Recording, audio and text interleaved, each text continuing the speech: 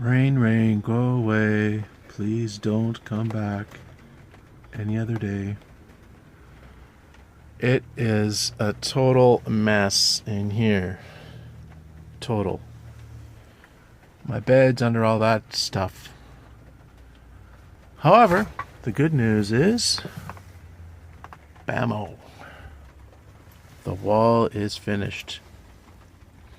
Cut around the fuel filler tank there. Fuel filler. Turns out I don't actually need. I was going to put these steel bracket thingies all up here, but I don't need it. So this piece, just my luck, the very last piece, little chip comes out. I'm debating whether I should do another one or not, because I still have some extra pieces that would fit there, but I don't know. Probably just leave it. Gonna have to put a trim piece in here because it doesn't quite go to the top. But you can see the thing with vans is how much curves there are, and you just have to make do the best you can. Now, someone on my comment section said, "Oh, why don't you just stagger the pieces so that you don't waste any wood?" Well, if I was a pro carpenter, perhaps I could pull something like that off, but this is basically, you know, the tongue and groove is I've got these little strips of 1-inch plywood that goes all along in here that I've screwed into, and it's basically like a big how do I say this? It's all holding itself together via the tongue and groove. I mean,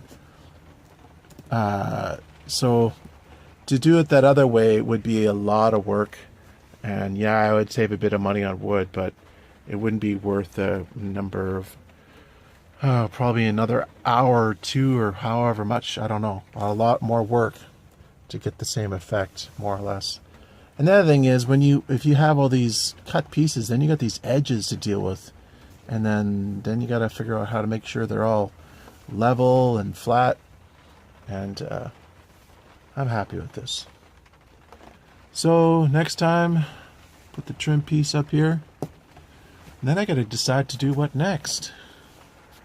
Maybe the kitchen. I'm probably going to start over there and put the rest of the insulation in there, and either the doors or the kitchen.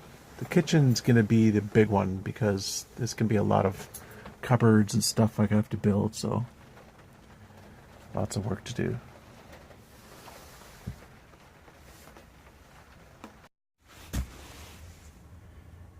So you can see on the bottom there is a 1/2-inch gap. It's a 1/2-inch piece of wood, and this will almost go under.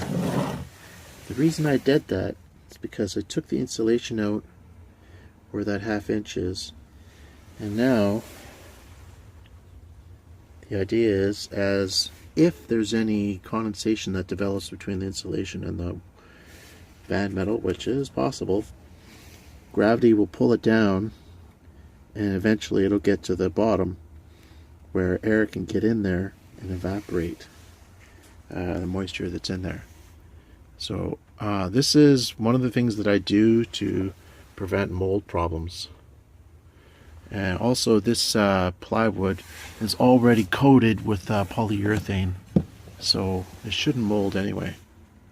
Speaking of which, I'm going to have to put polyurethane all over this too, just to keep it looking decent.